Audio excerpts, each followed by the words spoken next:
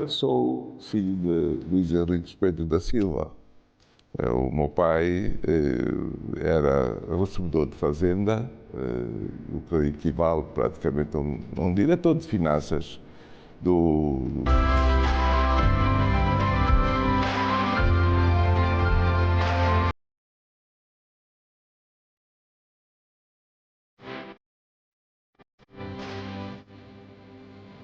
Eu estudei na Ganda, estudei no Ambri, cheguei em Caconda, da Uira, e estudei tanto em. Só não estudei na Gabela, porque estudei na Gabela, que era muito. Quando era muito jovem. Era muito jovem, não, era criança praticamente. Eu terminei os meus ensinos primários na Ganda. Estudei em Benguela também. Foi em Benguela onde terminei praticamente a minha formação primária. Depois disso fui para o ensino secundário, né? Fui para o UAMBO, estudei no UAMBO, no Colégio Dom João de Castro, onde terminei o primeiro ciclo, o Colégio Dom João de Castro. Portanto, do UAMBO, depois de ter terminado o primeiro ciclo, vim então para Luanda, portanto, onde estudei no Colégio Dom João II.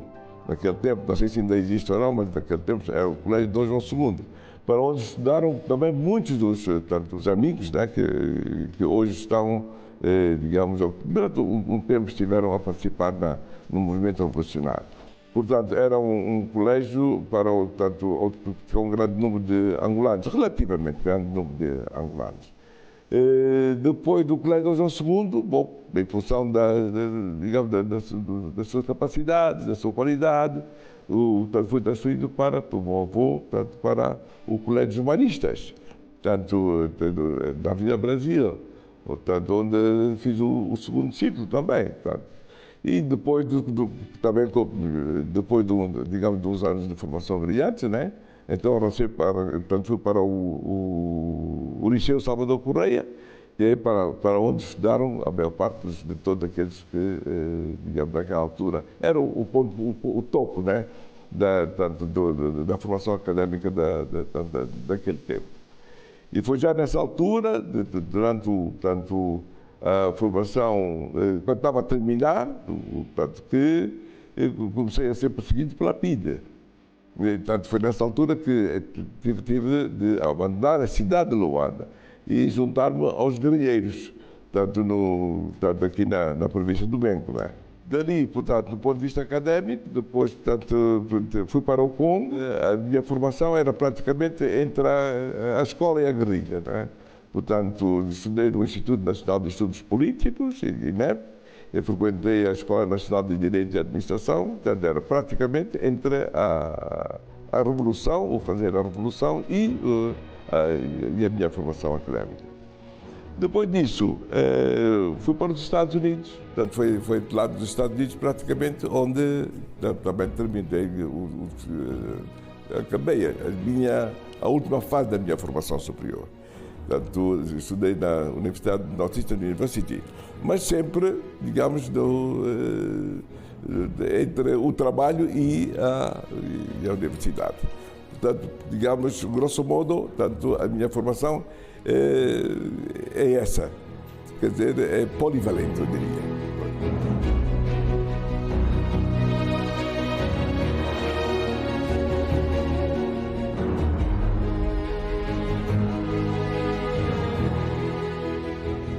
Eu vou dizer que quando conheci, era miúdo, era um moço estudante, muito estudioso, amigo dos seus amigos, gostava de toda a gente, ele era sempre bem humorado, víamos sempre ele acompanhado de livros. Eu comecei a escrever muito cedo, já durante o tempo que eu estava na escola secundária, já fazia poemas. E cheguei a publicar poemas da emissora católica de Angola, num programa de Brandão Lucas, naquele tempo. Que era aliás, Brandão Lucas foi meu colega naquela altura. Alguns poemas foram publicados no jornal, no ABC, naquele tempo também. Né? Bom, já tentei, havia uma tentativa digamos, de me lançar um pouco na literatura. O que me levava a escrever era sobretudo, não sei por que razão, mas era sobretudo, digamos, o sofrimento das populações, da população. O sofrimento era tão grande que para qualquer indivíduo naquela altura sentia, mas eu queria exprimi-lo, não é, as lamentações dos angolanos em poemas, em textos, não é? E então, quer dizer, eu ia escrevendo. Uma vez até aconteceu que eu tinha um caderno, criei um caderno de poesias, poemas, né? E cometi o erro de levá-lo ao colégio para mostrar a um colega também os meus poemas, em que eu chorava, a mãe negra, e o escravo e a escravatura. E por distração, esqueci do poema no caderno na sala de aulas. Desapareceu. Como era de esperar, desapareceu. É claro, uns dias depois há um colega que me vem dizer: eu gostei do teu caderno do meu pai. Disse, qual caderno? Eu comecei logo a ver. E ele o que é que disse? Disse, bandido. Portanto, quer dizer, tive sorte. Felizmente, eu acho que aquele pai era também da oposição portuguesa, porque senão ele teria levado a pilha ou qualquer coisa semelhante. Portanto, foi. Quer dizer, a tendência para escrever já vem de há muito tempo. É claro que depois, durante a luta da libertação, fui escrevendo, mas fui escrevendo e armazenando. Não publiquei absolutamente nada. Só depois da independência já depois de estar aqui em Luanda, é que publiquei a minha primeira obra, que foi o Vagueando. Depois escrevia sobre o rock, o mercado do rock santeiro. Então, foi o rock, romance do mercado, e depois, portanto, outros, né? Portanto, mais, até 9. Hoje estamos na nossa nona publicação.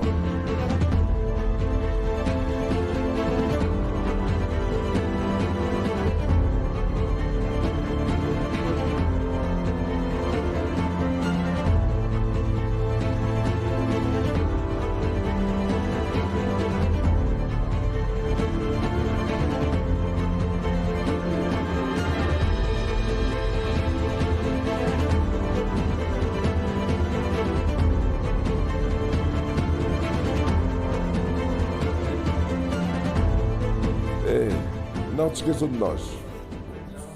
Foi no dia 22 de novembro de 2024, dia do meu aniversário. Portanto, foi dia 22 de novembro. O título é Não se esqueçam de nós. Quando eu digo não se esqueçam de nós nesse título, é porque não é porque não me refiro a mim mesmo. Refiro-me àqueles que combatiam e combateram nos maquis de Angola. Esses que, digamos, sofreram nas matas de Angola. Esses não devem ser esquecidos. Portanto, mas é a expressão usada por os combatentes que nos acompanharam até o Congo. Quando regressaram para Angola, a frase que me marcou foi essa: agora não se esqueçam de nós. Quer dizer, vocês chegaram ao Congo, está tudo muito bem, mas não se esqueçam de nós. Ora, é preciso que nós, de facto, não nos esqueçamos não só deles, mas de todos os combatentes, porque ainda há problemas que muitos estão a viver que pensavam talvez que depois da independência não conheceriam. Portanto, é preciso que nós, né, tanto responsáveis, digamos, pela sociedade, nos lembremos também que ainda temos deveres a cumprir em relação aos descendentes desses indivíduos que deram a vida para nos libertar.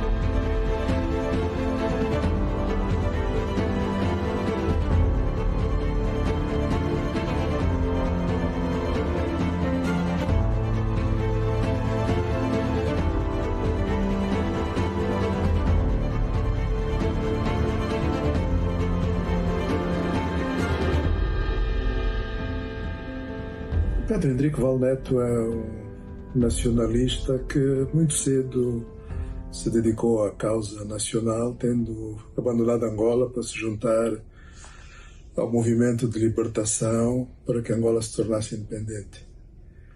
Sempre foi uma pessoa dedicada a causas nobres, muito preocupado com a juventude, a sua formação, de tal forma que tem animado vários projetos de educação para os jovens, nomeadamente um projeto escolar que há vários anos tem formado quadros ali na zona de Benfica. Sempre foi muito simples, de fácil acesso, muito amigo dos seus amigos e muito solidário. Um exemplo para as novas gerações, em que muitas vezes, pelas dinâmicas da globalização, nós nos vamos esquecendo de alguns princípios, de algumas bases, de algumas tradições que nos identificam como angolanos. Sempre fomos muito solidários e muito amigos uns dos outros.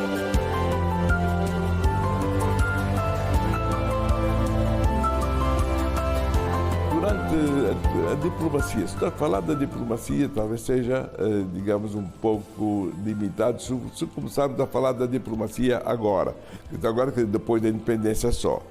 Porque durante a luta da libertação, não é? Tanto, eu sempre dediquei-me fundamentalmente à informação, não é? E à diplomacia.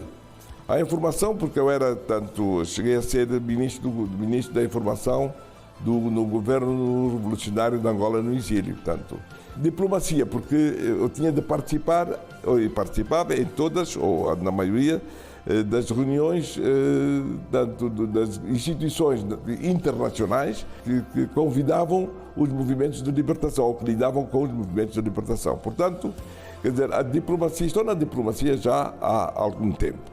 E foi no quadro da diplomacia que eu conheci cerca de 80 países do mundo. Portanto, em termos de visitas, contactos e etc., sempre em trabalho, com certeza, trabalho diplomático no quadro da luta de libertação, não só para, digamos, apresentar a causa de Angola, que era extremamente importante. Eu estive nas Nações Unidas, na União Africana, eu era, a dada altura, representante no Comitê da Libertação da OA. Quer dizer que, ligado à diplomacia, já estou há muito tempo.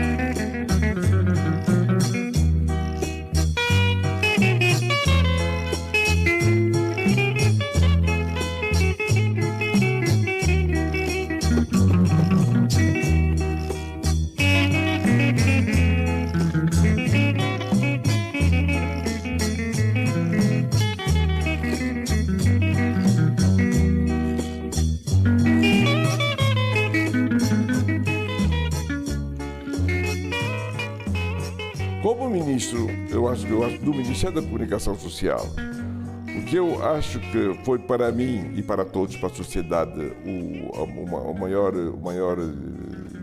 digamos, feito, eu diria, para mim foi uma vitória, mas foi um feito, eu diria, foi o fato de que, antes de mim, no Ministério da Comunicação Social, os jornalistas não podiam estudar. Tinham de escolher ou estudar ou trabalhar. E a média era a 8ª classe. Quando eu cheguei, a primeira medida que eu tomei foi que oitava classe não era suficiente. Quem não estudasse não podia ser jornalista. E os órgãos de comunicação social deviam ajudar os jornalistas que quisessem estudar, a nível superior, pagar propinas, é o que se diz, as propinas. Quer dizer que nós não devíamos ter uma comunicação social de nível elevado, académico, mais elevado. Portanto, melhor, mais culta, mais responsável, mais educada, de nível mais distante. Foi a grande viragem. Portanto, assim é que, depois disso, a maior parte dos jornalistas angolanos, hoje, tem formação superior. Portanto, para mim foi a melhor coisa que aconteceu. Quando olho para jornalista como formado em Direito, formado em Economia, formado nisso, fico satisfeito porque, na realidade, foi uma medida bastante salutar.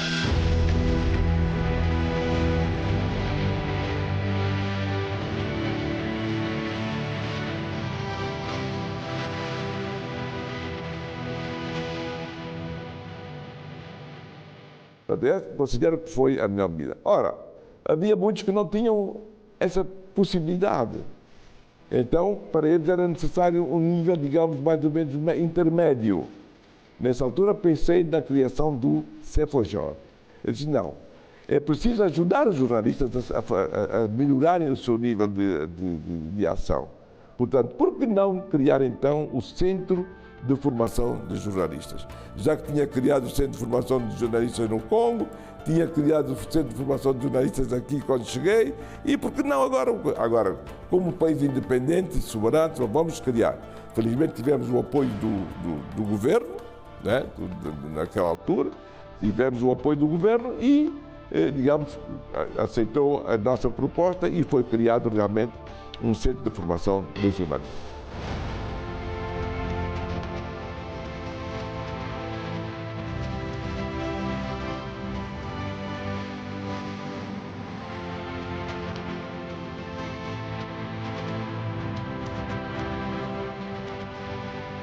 A Rádio Nacional de Angola agradece o seu carinho.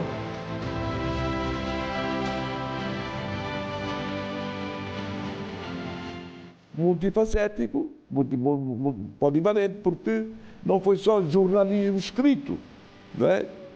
Havia rádio, nós tínhamos já a rádio de escola naquela altura, criou-se uma rádio do centro para o centro, criou-se um centro de televisão, já naquela altura, lembro, né, mais ou menos, mas depois, pronto, depois saí, mas o processo continuou.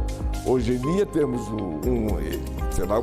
um centro respeitável, altamente respeitável, né, e eu agradeço o governo, né, por ter aceito dar fazer patrulha. Vou repetir. A Rádio Nacional de Angola agradece o seu carinho. Foi assim como eu disse, não foi? A Rádio Nacional de Angola agradece o seu carinho. Já está para emitir. Não, eu quero ver se eu falei. Já não me lembro, gravo tanto, Chico. Deixa eu ver o que eu falo.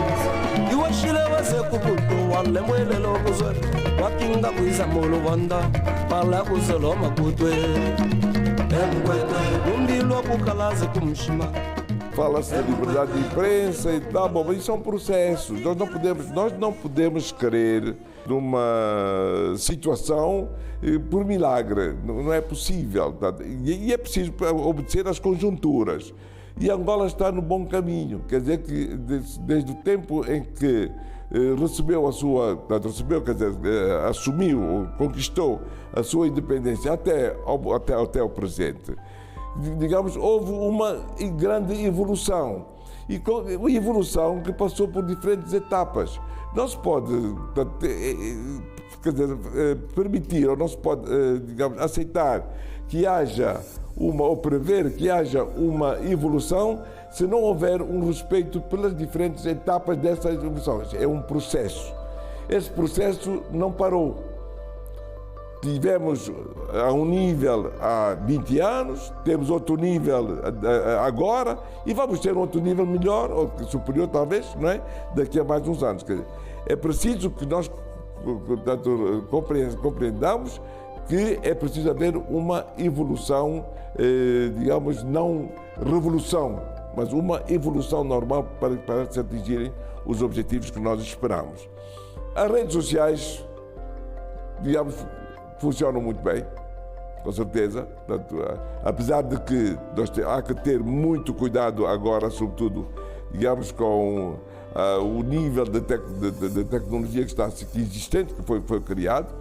É preciso ter muito cuidado com essas redes sociais muitas vezes, mas ainda não conseguem excluir, não é, a necessidade da comunicação social, tal como órgão fundamental para a informação da população. Não de nenhum.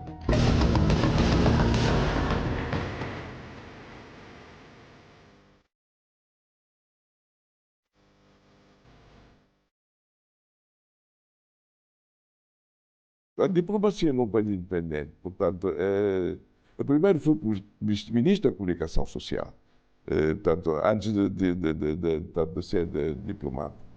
Ora, como ministro da Comunicação Social, eu adquiri, trazia uma boa carga digamos, de conhecimentos, de experiência diplomática e informativa. Então, eu procurei, como Ministro da Comunicação Social, desenvolver ao máximo, digamos, a comunicação social angolana, que naquela altura estava um pouco fechada ainda. Nós tínhamos de um regime, de um sistema, digamos, centralizado, e passávamos para um sistema mais aberto, portanto, em que era necessário uma informação específica, uma informação mais aberta. E é claro, no meu papel de Ministro da Comunicação Social, foi o que eu, portanto, procurei fazer. Ora, a comunicação social também tem uma carga de diplomacia. Na medida em que portanto, nós devíamos, como Ministro da Comunicação Social, também defender as posições do governo. E por isso devíamos acompanhar as relações dentro do nosso governo com tanto, digamos, a opinião internacional. Portanto, e era importante continuar a pôr, digamos, em prática os meus conhecimentos, né, sobre a diplomacia. Agora, depois da minha passagem como Ministro da Comunicação Social, a esse respeito, posso dizer que procurei inovar bastante, talvez possamos explorar isso um pouco mais tarde, mas, como Ministro da Comunicação Social, eu procurei, digamos, abrir ou permitir ao jornalismo angolano uma abertura de espírito, eu diria, uma abertura de espírito, uma abertura maior do que tinha anteriormente, digamos, para que pudesse melhor acompanhar a situação internacional. Portanto, que era necessário, não se pode fazer propaganda, não se pode fazer informação se você não tem conhecimento da conjuntura mundial. E para isso era necessário o contacto exterior. Portanto, procurei desenvolver também esse aspecto diplomático, de diplomacia ou sobre diplomacia, não é? No desenvolvimento da comunicação social. É claro que isso deu, portanto, origem a um alargamento dos meus conhecimentos, da minha experiência, digamos, como no quadro diplomático.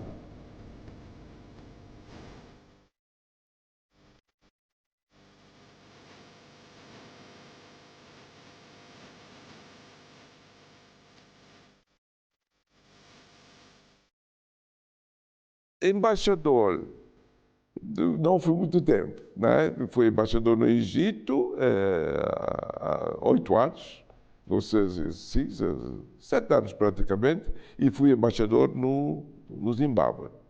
Portanto, funções que procurei exercer da melhor forma possível. Porque o embaixador, ao fim e ao cabo, não é só o representante do governo, Ele é o representante do povo do país, ele é o representante do Presidente da República. Portanto, é um trabalho que não é muito fácil, não é muito fácil, é preciso, exige uma certa postura e um certo rigor em tudo, mas que eu gostei de desempenhar. Agora, tanto no Egito como no Zimbábue, o que eu procurei fazer, foi a minha missão, e penso ter-a cumprido bem, é aproximar os dois países, o Egito com Angola e o Zimbábue, de maneira cada vez mais profunda.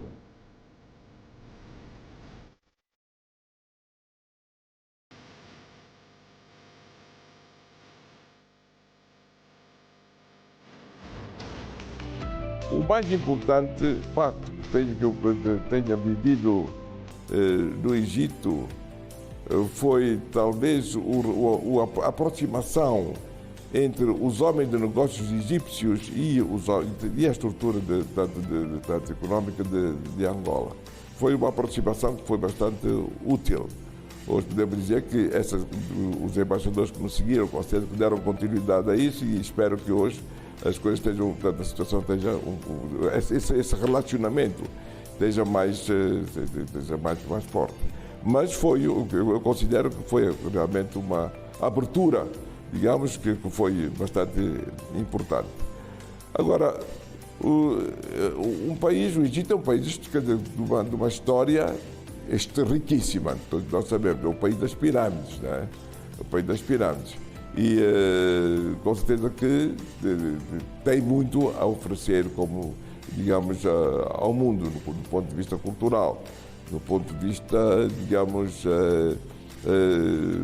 econômico, do ponto de vista fundamentalmente político mesmo. Agora, o Zimbábue também é um país, embora seja um país completamente diferente do Egito, né? Um país também que tem as suas especificidades. É o país do Bonamutapa. Portanto, é importante não esquecer isso. Portanto, e aí eu procurei também atrair Angola, pôr Angola mais próxima do Zimbábue. E embora houvesse uma certa, digamos, dificuldade a dada altura, depois da nossa presença lá, tanto no Zimbábue, nós chegamos à conclusão que, de facto, era um país ao qual nós devíamos associar-nos, por razões africanas, por razões culturais extremamente importantes. O Zimbábue conseguiu fazer resistência, digamos, à potência colonial. Nós podemos dizer que foi muito exagerado, não, mas não foi, não. Na altura em que os zimbabuanos tomaram a decisão de retomar as terras, é preciso esclarecer aqui que o zimbabuano não tinha nem sequer lugar para colocar a sua aldeia. Os próprios terrenos, né, onde eles tinham as aldeias eram propriedade dos ingleses, dos brancos, né? Portanto, a violência foi usada porque a culpa foi da Inglaterra. A Inglaterra tinha prometido que haveria de dar compensação aos colonos, né? E não deu. Portanto, isso provocou aquele turbilhão todo.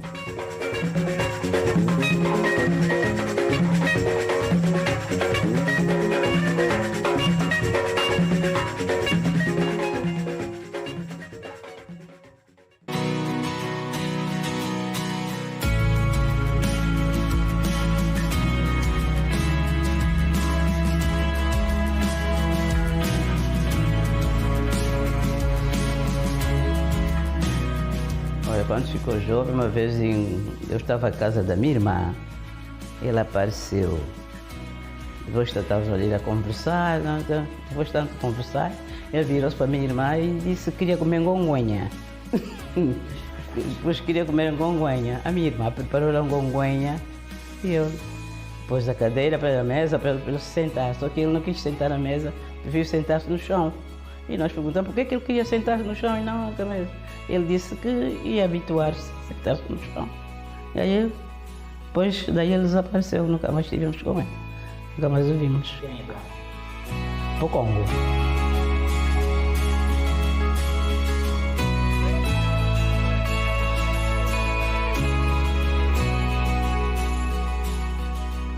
Ele não nos disse que ia para o Congo, só nos disse que tinha que comer no chão para habituar-se. Nós é que ficamos com a pulga às vezes, nos habituar. Então se vai fugir, porque eu não ia pensar em ver a minha irmã. Ele dizer que ia para o Congo não disse a ninguém. Procurou-se por ele, depois nós tínhamos um vizinho que trabalhava nos barcos. No outro tempo ali onde está a Marginal. Havia ali em frente à escola Colégio das Beiras, e na Marginal. Ali havia um pequeno porto pequeno, onde saíam uns barquitos que iam para Landa, na Ponta Negra, Cabinho. Então aquele barco levava sempre jovens que queriam fugir. O senhor punha os ali embaixo e um cantinho punha eles. Depois a carga, que chamavam aquilo no outro tempo de fugir de cachola.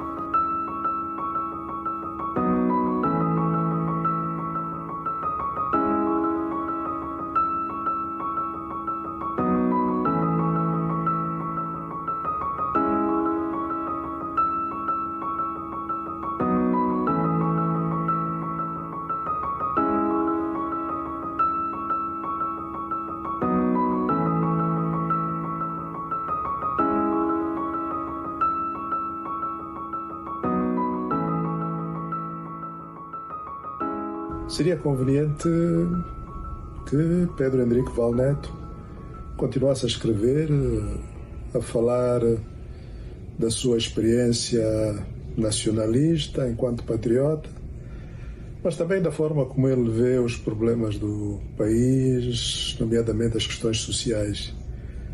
Seria sempre bom porque tudo isto constitui base de inspiração, base de orientação para as gerações presentes e vindouras.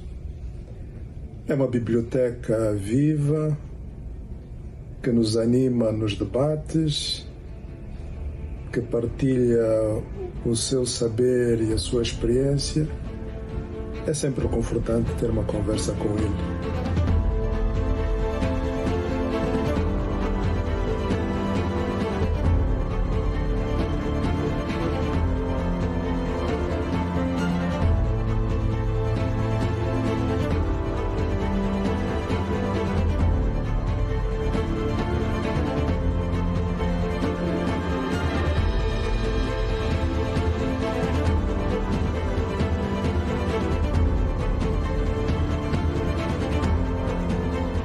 Para mim, a família representa tudo. Vivi com os meus irmãos e com os meus pais e com os meus avós e digamos que eu diria que eu sempre considerei a família como um berço, o meu berço, portanto, o local para onde se deve regressar sempre. E não só, digamos, a família mais próxima, também a família alargada, os primos, os tios. Nós somos uma grande família. Então, aliás, naquela altura, preocupava-me sempre, mesmo já estando em Luanda, digamos, vivendo dentro de uma certa estabilidade, vivia com a família, eu procurava a família alargada. E de modo que, para mim, a família significa, digamos, não só o berço, mas também a consanguinidade. É um valor importante, uma pertença. Eu pertenço a alguma coisa, eu pertenço a um núcleo social, que é a família, que é o primeiro núcleo social, o mais importante. Além dos meus pais, há o núcleo alargado, ao qual eu dou, com certeza, uma importância, sempre dei uma importância capital.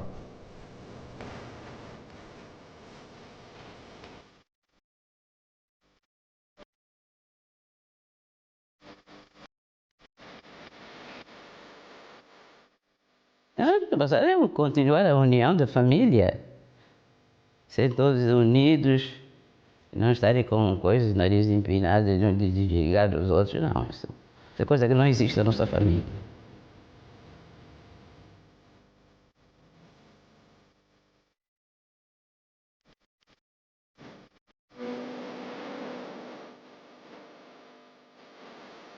Ser neto de Henrique Val Neto é uma tremenda responsabilidade, pois ele é um nacionalista, poeta, escritor, é um senhor de artes porque está sempre preocupado com a juventude, com a sua formação. Ele gosta de guiar todo mundo que cruza o seu caminho. Ser neto dele é algo bom, pois eu aprendo todos os santos dias com ele sobre resiliência, coragem, amor, compaixão e sobretudo, dar a vida para contribuir para Angola. Há um facto que é extremamente importante para mim que me marcou, efetivamente, marcou. Foi o facto de, durante a Guerra Colonial, a guerra que o colonialismo português desencadeou contra nós, havia, naquele tempo, bombardeamentos sobre as populações civis. Bombardeamentos. E, a dada altura, as forças portuguesas procuravam digamos, neutralizar os combatentes, as populações do interior, para obrigá-las a voltar, envenenando a cultura. Quer dizer que eles enviavam, portanto, aviões, né, que borrifavam tudo que eles desconfiassem que era cultura alimentar, portanto, produtos alimentares para a população, e envenenavam aquilo. E às vezes queimavam completamente. Alguns produtos ficavam totalmente queimados. E isso preocupava muito. Fez-me lembrar um pouco os grandes... A lavagem que os americanos usavam também durante algum tempo na antiga guerra do Vietnã. Então, nós vivi aquela situação, porque era necessário denunciar. E então foi nessa altura que eu decidi, como era responsável pela informação do momento que eu liguei, pedir aos combatentes que recolhessem amostras dos produtos envenenados para trazerem para o exterior, para nós apresentarmos às Nações Unidas. E consegui. Quer dizer que, com a colaboração nós tínhamos equipes de informação no interior, com a colaboração dessas equipas, foram recolhidas amostras de plantas, portanto, envenenadas pelos produtos portugueses, pelas tropas portuguesas, que eram borrifadas, portanto, provocavam primeiro desfolhagem, quer dizer, as árvores perdiam completamente todas as folhas, e o que estava plantado no chão era queimado. A mandioca, por exemplo, ficava toda podre, apodrecia automaticamente. Por essa altura chegou uma comissão, uma subcomissão dos direitos do homem das Nações Unidas a Kinshasa para uma reunião da qual eu tive a possibilidade de participar, pois através dessa informação que eu tinha sobre o envenenamento dos produtos alimentares das populações pelas forças portuguesas, nós, pela primeira vez, conseguimos apresentar provas dessa ação do exército português, e, por causa dessas provas, Portugal foi condenado. Foi, para mim, quer dizer, a maior coisa que eu fiz durante a luta foi aprovar, porque Portugal dizia que não havia essa investigação. Foi conseguir apresentar às Nações Unidas as provas de que, na realidade, Portugal estava a usar produtos químicos para destruir a agricultura dos combatentes no interior.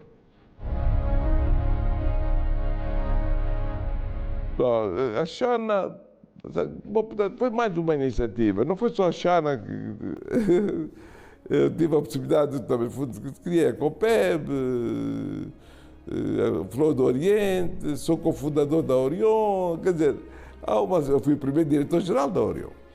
Portanto, quer dizer, o que é que se deu? Era necessário participar, digamos, na vida económica do país.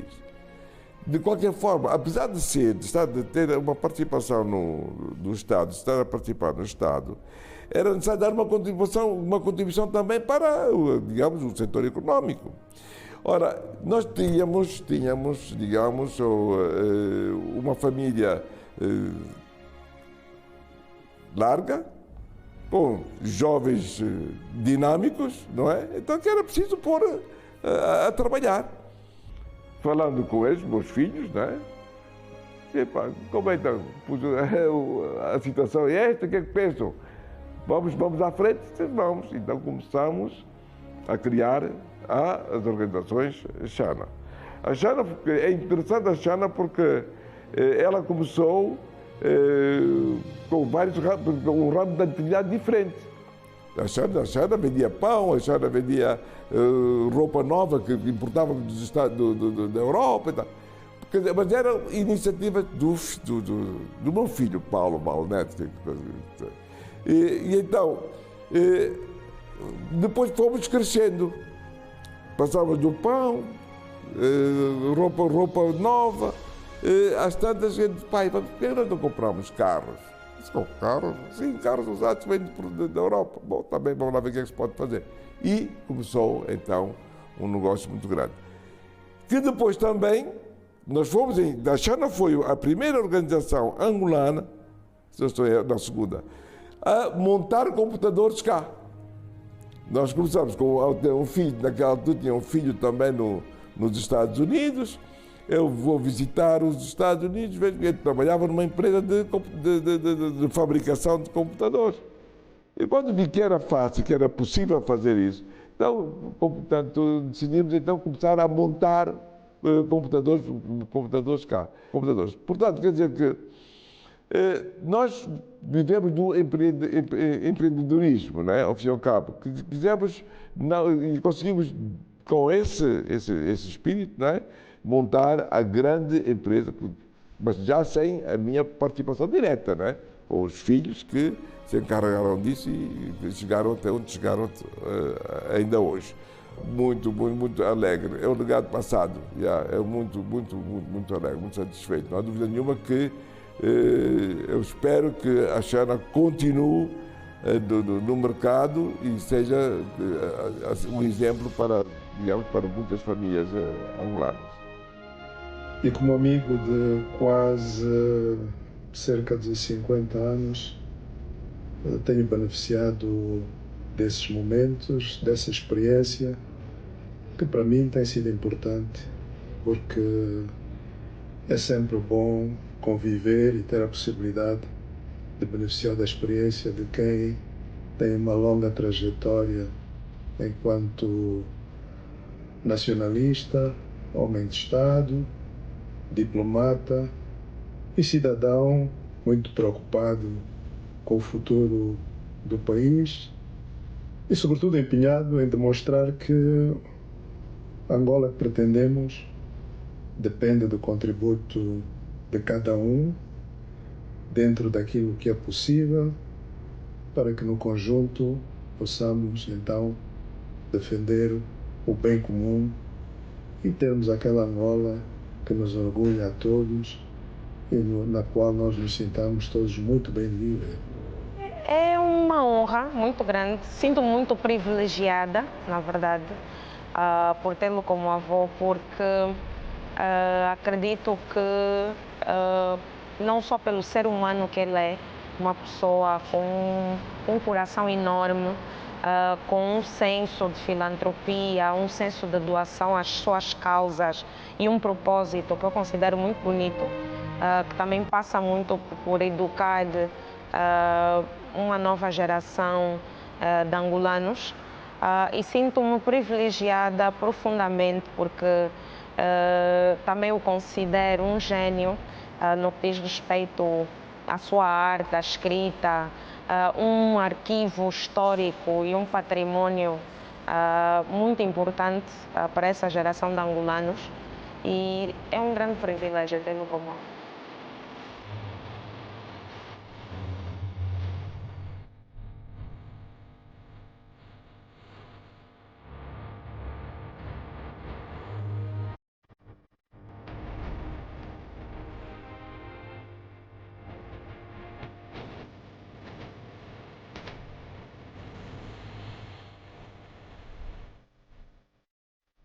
Não, eu acho que embora, digamos, tenha como digamos, lema não parar, eu acho que na minha idade é melhor parar. Né? E efetivamente não estou disposto a parar.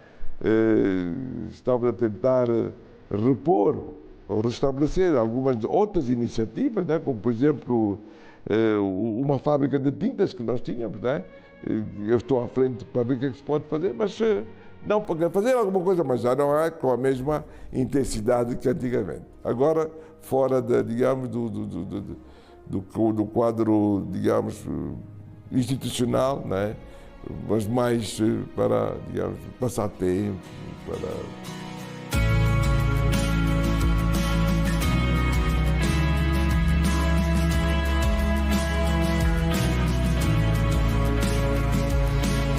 Como disse, né, que eu não esperava, eu trabalhei 60 anos praticamente sem esperar reconhecimento nenhum. Nunca esperei.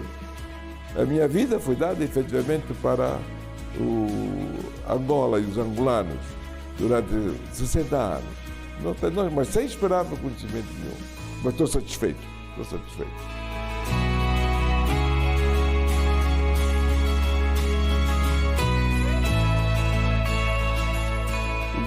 E a liberdade que se vive agora não foi uma liberdade que foi oferta, digamos, é uma liberdade arrancada, é um direito arrancado ao colonialismo, a uma situação colonial. Portanto, e que agora devem ter necessidade, têm de se juntar, têm de se unir sobretudo, para poderem encarar o futuro. Não é possível, portanto, encarar-se o futuro com propriedade se não houver união. Essa união é necessária. E para isso é necessário que o angolano se conheça melhor, conheça a sua história. É fundamental. Olha, Cídio, eu sou a tua prima. Gosto muito de ti. Espero não nos separarmos tão cedo. O Ednival Neto gostaria de ser lembrado como combatente da liberdade e mais nada. Como combatente da liberdade.